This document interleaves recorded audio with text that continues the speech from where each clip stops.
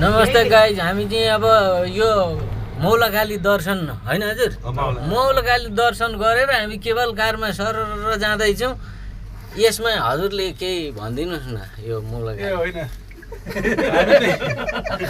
हामी चाहिँ यो गौसेवक दुग्ध उत्पादन सहकारी संस्थाबाट आएका आज 8औं दिनको यात्रामा छौँ।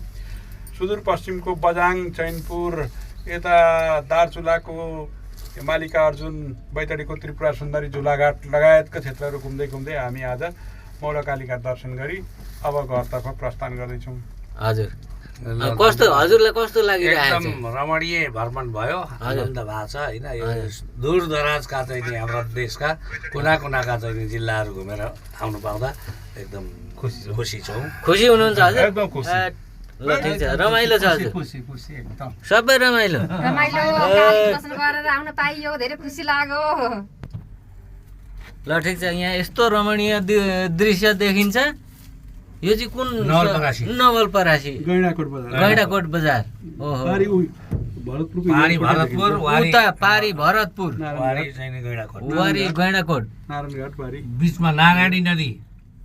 नारायणी नदी बिचमा त्यहाँ। ऊ ल हेर्नु,